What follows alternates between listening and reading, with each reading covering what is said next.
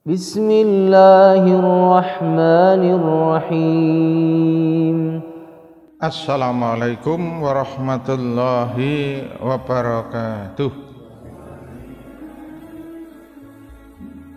Innal hamdalillah nahmaduhu wa nasta'inuhu wa nastaghfiruh wa na'udzu billahi min syururi anfusina wa min sayyiati a'malina. May yahdihillahu fala mudilla lahu wa may yudlil fala hadiya lahu.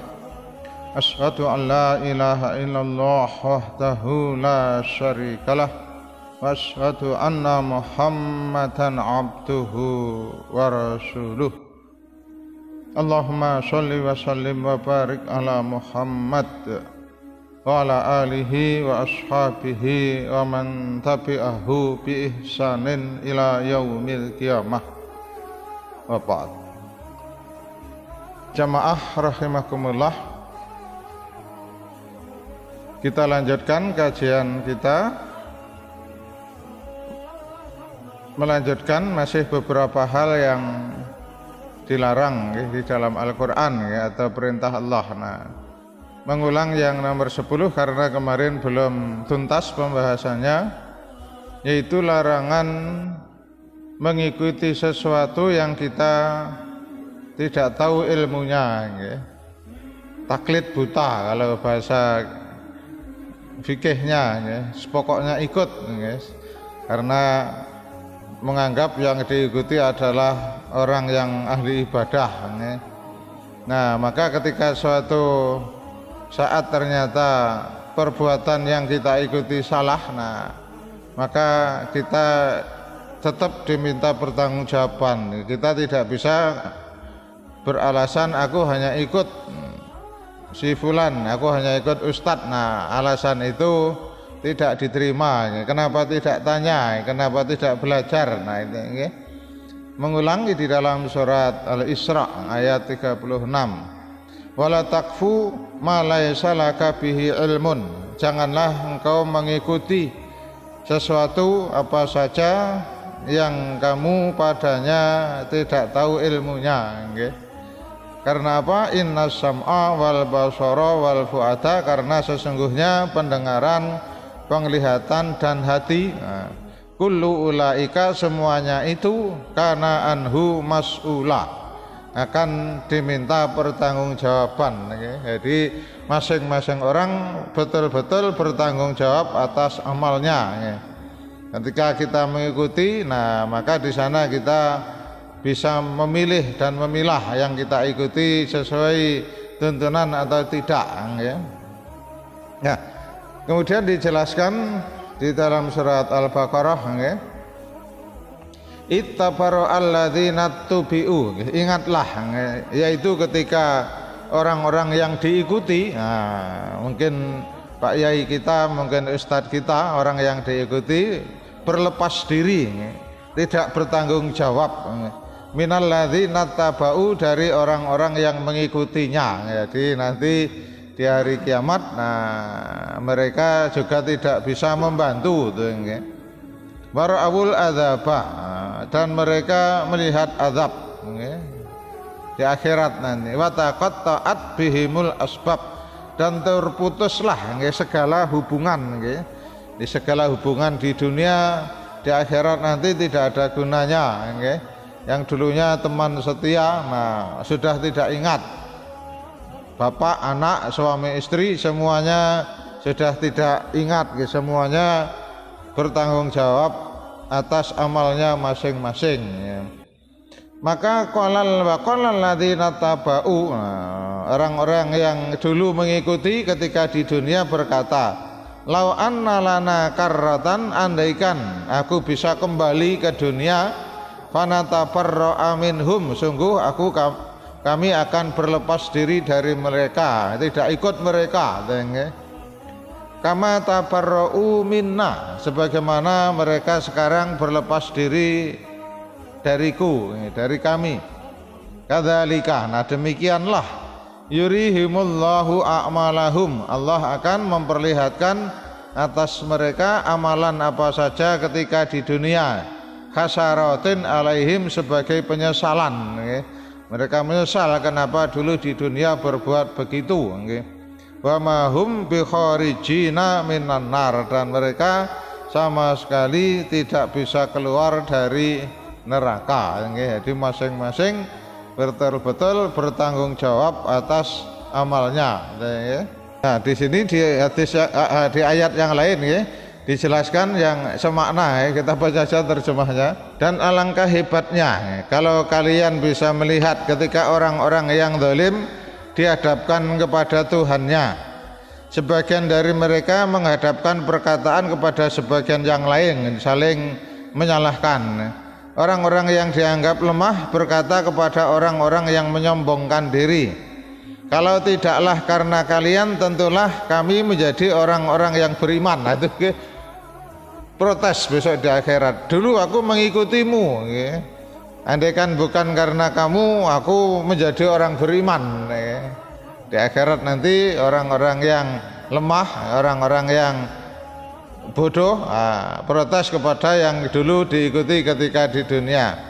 Orang-orang yang menyombongkan diri, berkata kepada orang-orang yang dianggap lemah, kamikah yang telah menghalangi kalian dari petunjuk sesudah petunjuk itu datang kepada kalian?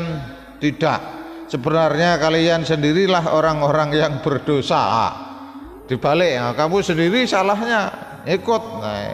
Dan orang-orang yang dianggap lemah berkata kepada orang yang menyombongkan diri, tidak, sebenarnya tipu daya kalian di waktu malam dan siang menghalangi kami ketika kalian menyeru kami supaya kami kafir kepada Allah dan menjadikan sekutu-sekutu baginya.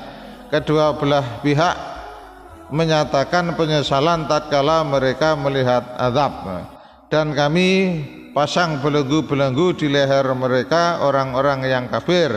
Mereka tidak dibalas melainkan dengan apa yang telah mereka kerjakan. Nah, ini jadi semuanya akan bertanggung jawab atas dirinya. Kita sudah tidak bisa beralasan aku dulu hanya ikut. Nah, ternyata yang diikuti orang yang sesat, yang diikuti orang yang salah. Nah, kita juga tidak bisa apa-apa. Atau mungkin orang yang dianggap alim, yang dianggap soleh, tapi ternyata di antara perbuatannya tidak sesuai sunnah, tidak sesuai perintah Allah. Nah, kita juga tidak bisa apa-apa, mereka tidak bisa membela kita juga. Semuanya bertanggung jawab atas perbuatannya. Demikian juga setan. Nanti ketika di hari kiamat, ketika segala urusan sudah diputuskan oleh Allah. Nah, di sini di dalam surat Ibrahim ayat 22. Wa qala syaitanu lamma qudhiyal amr. Berkatalah, membela diri setan ketika urusan segala perkara di akhirat diputuskan oleh Allah. Nah, ketika setan diprotes oleh manusia yang telah disesatkan, nah maka setan pun mengatakan, innallaha wa'adakum wa'dal haq, sesungguhnya Allah telah menjanjikan kepada kalian janji yang benar. Wa wa'adtukum, aku pun juga menjanjikan kepadamu, fa akhlaftukum, tapi aku mengingkari janjiku itu padamu. Wa makana li alaikum min sultanin, sesungguhnya aku tidak bisa memaksamu, tidak bisa memaksamu untuk ikut aku. Aku tidak bisa memaksamu menjadi kafir. Illa, aku hanyalah anta autukum, aku mengajakmu, fastajabtum li, kemudian kamu mengikuti ajakanku. Nah, itu setan hanya ajak-ajak aja. Kalau kita tidak ikut, ya setan tidak bisa memaksa. Jadi setan mengatakan aku hanyalah mengajakmu, kemudian kamu ikut. Nah, salahmu sendiri. Nah, kita besarkan terjemahnya biar jenengan bisa membaca.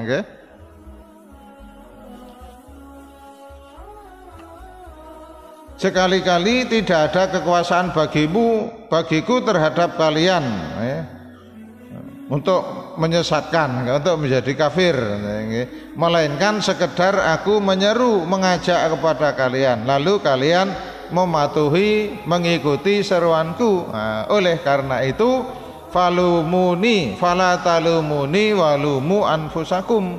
Oleh karena itu kamu jangan mencaci maki aku, tapi caci makilah dirimu sendiri, karena salahmu sendiri kok ikut. Nah, aku hanya ajak-ajak, terserah kok mau ikut. Nah, di setan pun berlepas diri.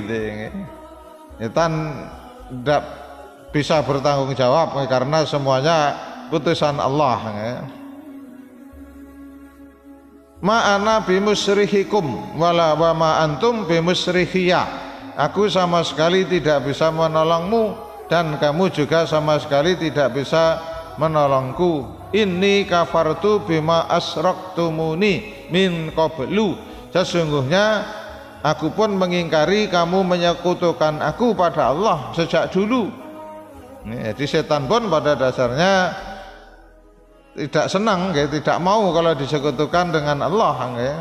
Jadi menyekutukan aku dengan Allah sejak dulu. Nah, karena setan tahu pasti Allah tidak mungkin ditandingi.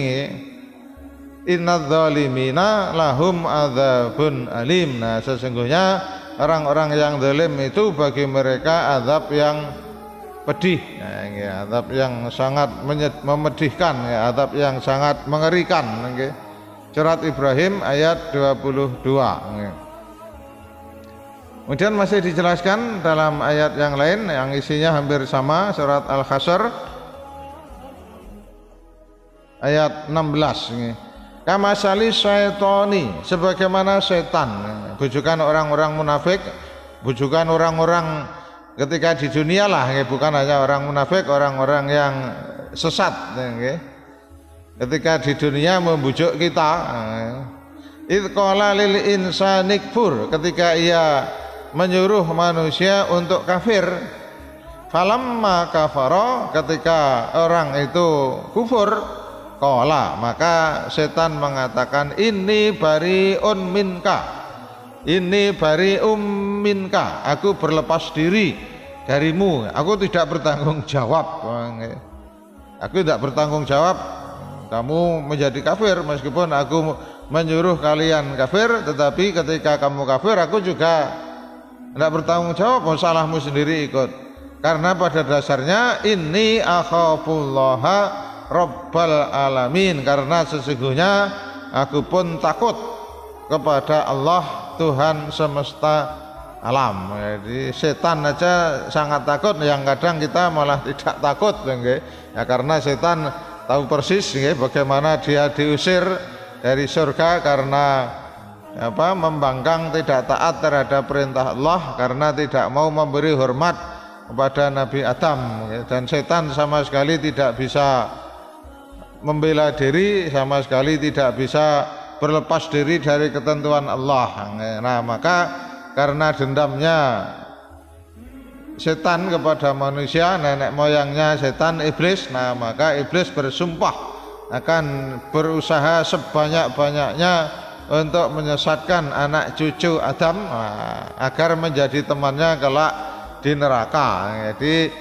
iblis, setan mengganggu kita, nah karena memang keinginannya agar menjadi temannya di neraka. Nah karena gara-gara Adam, iblis terusir dari surga waktu itu, nah maka dendam itu sampai nanti hari kiamat akan terus dilakukan oleh iblis dan anak cucunya, anak turunnya yang berusaha untuk sebanyak-banyaknya menyesatkan anak cucu manusia. Nah, kemudian di dalam ayat yang lain dijelaskan tentang manusia tadi, menjelaskan segala hubungan akan putus. Nah, di sini. Dan pada hari kiamat itu wala yas'alu hamimun hamima, dalam surat Al-Ma'arij sini. Dan pada hari itu, hari kiamat, seorang teman yang akrab tidak akan pernah bertanya kepada temannya. Padahal ketika di dunia sangat akrab, saling membantu, saling mengunjungi, Tapi di akhirat nanti sudah tidak ingat sama sekali, nggih.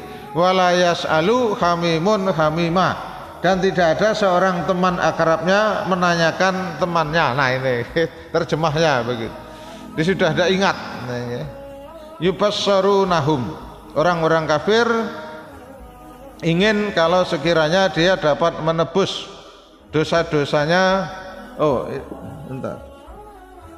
Oh, yubassarunahum, sedangkan mereka saling melihat, saya kelewat nerjemahnya. Ya wadul mujrimu, orang-orang yang berdosa berharap, berkeinginan sekiranya ia bisa menebus dosa-dosanya, azab di akhirat nanti, azabi yaumi idzim bibani, dengan anaknya, jadi anaknya mungkin bisa membela, wa sahibatihi wa akhih, atau pasangannya, suami atau istri, wa akhih, dan saudaranya, wa fasilatil lati tuwih, dan saudara-saudaranya yang lain, saudara-saudaranya, sanak familinya mau melindunginya, yang ketika di dunia melindungi mungkin bisa menolong di hari kiamat. Waman fil ardi jami'an summa yunjih, dan semua temannya yang ada di bumi mungkin bisa menyelamatkannya. Kalla, nah, dijawab oleh Allah, sekali-kali tidak dapat. Kalla innaha ladho, sekali-kali tidak dapat, itu hanya angan-angan orang-orang yang berdosa tadi. Jadi ketika di dunia teman yang akrab, bahkan bapak, anak, atau suami istri, saudara,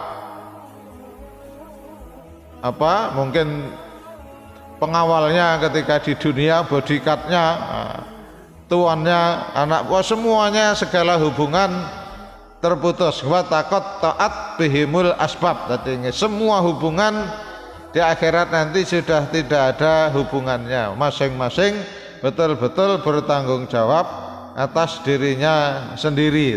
Nah, kemudian dijelaskan lagi di dalam surat Abasa, yauma yafirrul mar'u min akhih, pada hari itu manusia lari dari saudaranya, lari, padahal ketika di dunia dengan saudara, namanya saudara pasti sangat akrab, saling membantu. Wa ummihi wa abih, dari ibunya juga dari bapaknya, lari, sudah tak bisa membantu sama sekali.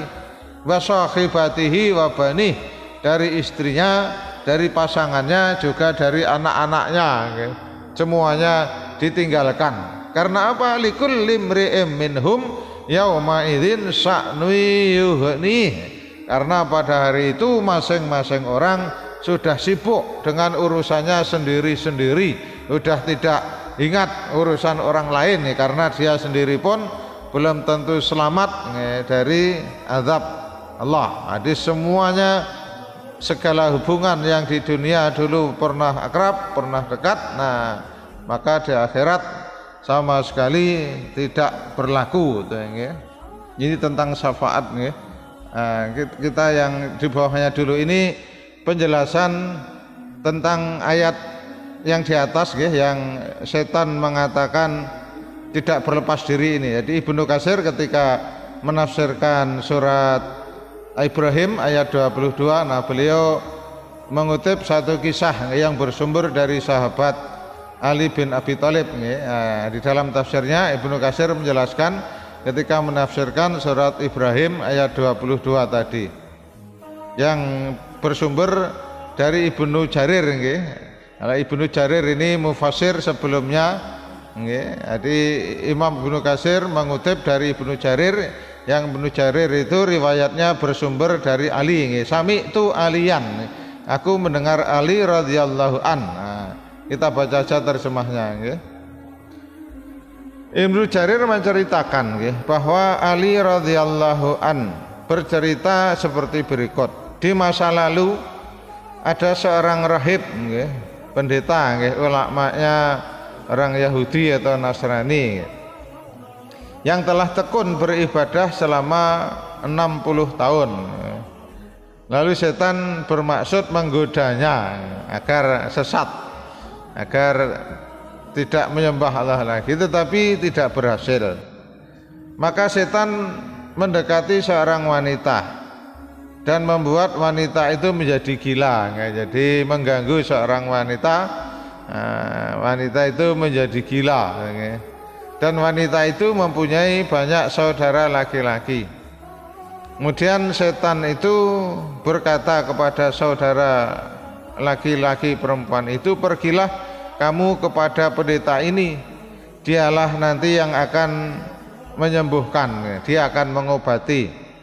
Kemudian sahabat Ali melanjutkan kisahnya. Lalu mereka datang dengan membawa saudara perempuannya yang gila kepada rahib. Maka rahib pun mengobati dan merawatnya di dalam rumahnya. Dan pada suatu hari ketika rahib sedang sendirian bersama wanita itu, tiba-tiba ia tergoda dengan kecantikan wanita itu. Karena memang iblis masuk ke dalam tubuh itu, menampak menjadi cantik. Nah, akhirnya si rahib tergoda, kemudian menggaulinya hingga akhirnya wanita itu hamil. Maka untuk menutup rasa malunya, karena dia seorang pendeta yang sangat terhormat, sangat dikenal, pemimpin umatnya, terpaksa akhirnya ia membunuhnya. Tidak lama kemudian saudara-saudaranya datang, maka setan berkata kepada rahib, menuntut kemana adik anak perempuannya tadi. Pada akhirnya diketahui kalau saudaranya ternyata dibunuh. Dalam riwayat yang lain ada yang lebih lengkap tapi panjang. Saya ambilkan yang pendek ini. Aku adalah temanmu. Jadi rahib kemudian mengatakan kepada setan, aku adalah temanmu. Kamu telah membuatku susah. Akulah yang melakukan semua ini kepadamu. Maka taatilah aku, niscaya aku dapat menyelamatkanmu dari perbuatan itu. Sekarang bersujudlah kepadaku. Akhirnya rahib pun bersujud pada setan. Tapi setelah rahib itu bersujud, maka setan berkata kepadanya, sesungguhnya aku berlepas diri dari kamu, sesungguhnya aku takut kepada Allah, Tuhan sekalian alam. Nah, maka akhirnya rahib pun dihukum mati. Jadi tidak bisa menyelamatkan diri. Nah, jamaah rahimakumullah, jadi kisah ini menggambarkan bagaimana setan dan bala tentaranya berusaha dengan segala cara untuk menyesatkan manusia. Begitu manusia kufur mengikuti setan, nah maka setan pun pada akhirnya juga berlepas diri, karena ada kalangan di dunia ini yang bersekutu dengan setan, karena ketika di dunia minta dilayani setan, tetapi setan biasanya juga minta imbalan di para penyihir, para dukun. Nah, itu yang betul-betul dukun, nah, itu biasanya tidak lepas dari permainan setan. Ketika mempunyai hubungan dengan setan, maka kadang ramalannya juga betul, kadang bisa menyembuhkan penyakit. Nah, karena bekerja sama dengan setan, tetapi kalaupun toh sembuh, nah, biasanya juga tidak lama, karena setannya sudah meninggalkan, nah maka akan kembali sakit, kan. Nah, jamaah rahimakumullah, kemudian kita bacakan hadis yang agak panjang. Ini saya kutip di sini tadi. Hadis dari riwayat Imam Ad-Darimi yang bersumber dari Uqbah bin Amir dari Rasulullah sallallahu alaihi wasallam annahu qala. Ini terjemahnya dengan tidak bisa melihat, langsung aja ke terjemahnya. Saya gedekan karena kurang lihat.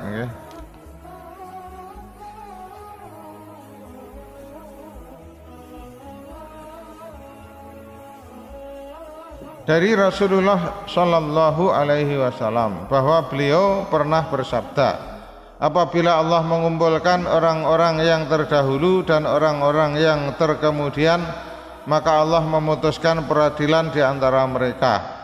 Dan setelah selesai dari peradilan, orang-orang mukmin berkata, telah diputuskan oleh Tuhan kita di antara sesama kita, maka siapakah yang dapat memberikan syafaat kepada kita? Jadi masih mengharapkan syafaat, jadi sudah diberi putusan. Maka orang-orang yang beriman yang mungkin masih banyak dosa, mereka berharap syafaat, siapa yang bisa membantu.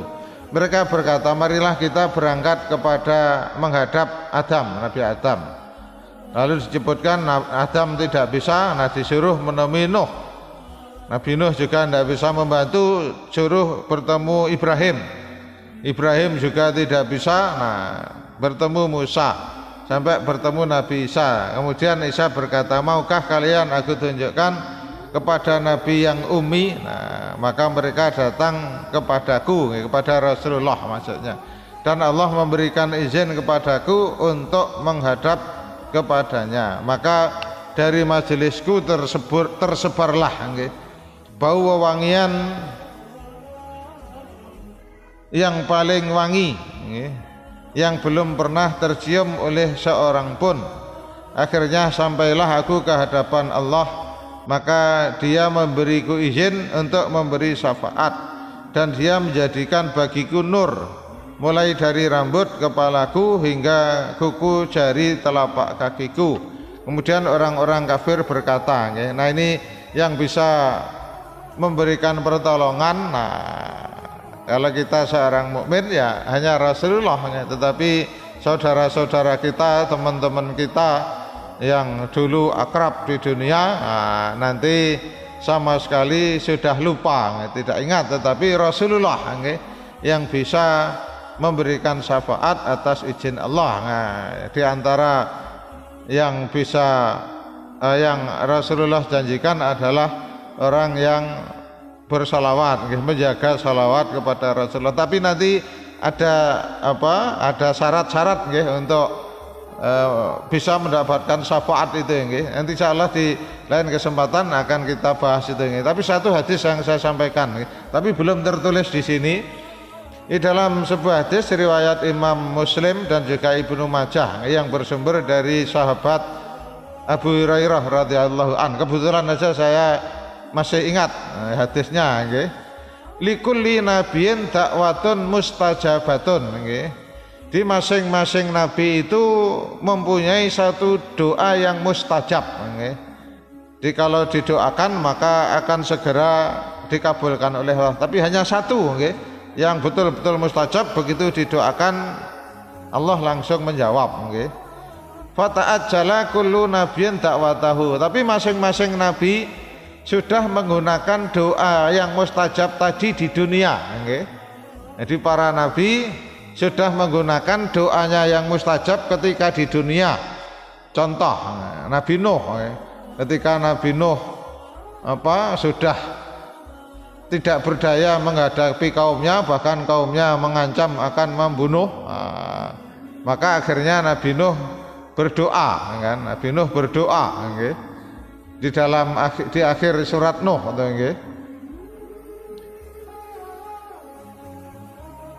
Nabi Lut juga demikian, Nabi Ibrahim juga demikian ketika dibakar oleh Namrud. Maka siapa lagi yang bisa menolong kecuali Allah? Maka berdoa. Jadi doanya yang mustajab seluruh nabi digunakan. Wah ini, tapi aku ihtabatu dakwati, menunda doaku, syafaatan li ummati yaumal qiyamah, untuk bisa menjadi syafaat bagi umatku di hari kiamat. Jadi Rasulullah rela menunda doanya yang mustajab karena ingin menjadikan doa yang mustajab tadi menjadi syafaat untuk umatnya bagi nanti di hari kiamat. Likulli nabiyyin, dari Abu Hurairah, dia berkata, Rasulullah Shallallahu Alaihi Wasallam bersabda, setiap nabi mempunyai doa yang mustajab, ada doanya yang mustajab. Maka semua nabi tergesa-gesa, maksudnya telah menggunakan doanya yang mustajab itu ketika di dunia. tetapi aku menyimpan, menunda doaku yang mustajab karena untuk memberi syafaat kepada umatku nanti pada hari kiamat. Jadi Rasulullah menyimpan doanya yang mustajab tadi. Maka di dalam riwayat Rasulullah ketika orang kafir menyerang langsung perang, perang dihadapi, tidak didoakan agar dibinasakan, tidak. Karena kalau dibinasakan azab, nah yang laki-laki, yang kecil-kecil, yang tidak belum berdosa pun akan kena. Tapi kalau perang, itu yang terbunuh hanya orang-orang kafir yang ikut perang kan. Karena kalau perang juga ada etikanya, wanita tidak boleh dibunuh, anak-anak tidak boleh dibunuh kan. Nah, tapi kalau didoakan binasa, nah, semuanya binasa. Kaumnya Nabi Nuh, kaumnya Nabi Lut, nah semuanya kan binasa kan. Yang masih anak-anak pun binasa. Nah, tapi kalau Rasulullah enggak mau memanfaatkan doanya yang mustajab tadi ketika di dunia, tetapi nanti ditunda untuk di akhirat sebagai syafaat bagi umatnya. Nah, siapa yang akan mendapatkan syafaat? Nah, dilanjutkan. Fahyana ilatun man mata min ummati. Nah, dan insya Allah ini dalam redaksi yang lain ada kata-kata insya Allah. Okay? Fahyana ilatun man mata minhum la yusriku billahi syai'ah. Di sini. Dan insya Allah akan mendapatkan syafaatku barang siapa yang mati di antara umatku, minhum di antara umatku, yang mana dia tidak menyekutukan Allah. Nah, di situ di syarat utama untuk mendapatkan syafaat, jangan sekali-kali menyekutukan Allah. Kalau berdosa yang lain-lain masih bisa, tetapi kalau sudah syirik, nah, tidak akan mendapatkan syafaat. Karena syirik adalah dosa yang terbesar, akbarul kabair, dosa yang paling besar. Allah juga sudah berfirman 2 kali, innallaha la yaghfiru ayyushraka bihi wa yaghfiru ma duna dzalik. Allah tidak akan mengampuni dosa syirik yang Allah disekutukan dengan makhluknya, tapi Allah mengampuni dosa-dosa yang lain. Jadi kalau sudah syirik, dia akan terhalang untuk mendapatkan syafaat. Nah ini jadi dalam hadis ini disebutkan akan mendapatkan syafaatku di antara umatku yang mati yang ia tidak menyekutukan Allah. Nah, di dalam riwayat Ahmad juga disebutkan.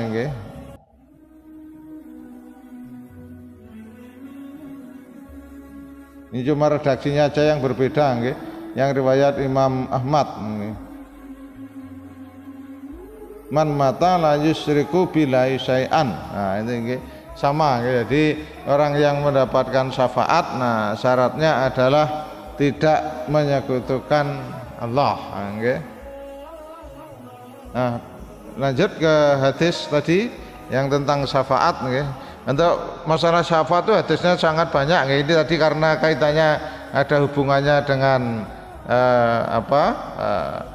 bertanggung jawab dengan amalnya. Yang ini yang saya kutip, insya Allah di lain waktu akan kita bahas juga hadis-hadis tentang syafaat yang lebih lengkap. Jadi pada akhirnya orang-orang yang beriman yang mungkin masih punya dosa, yang tidak bisa langsung ke surga, nah kalau mendapat syafaat Rasulullah, nah kalau mendapatkan syafaat, nah berarti bisa. Tapi kalau tidak, ya berarti masih mampir neraka, kan? Karena syafaat itu nanti macam-macam,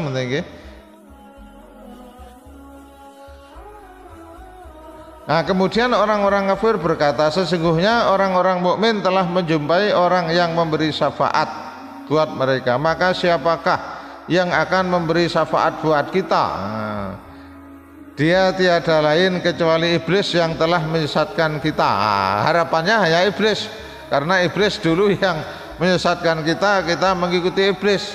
Maka mereka mendatangi iblis dan mengatakan kepadanya, sesungguhnya orang-orang mukmin telah menjumpai orang-orang yang memberi syafaat buat mereka.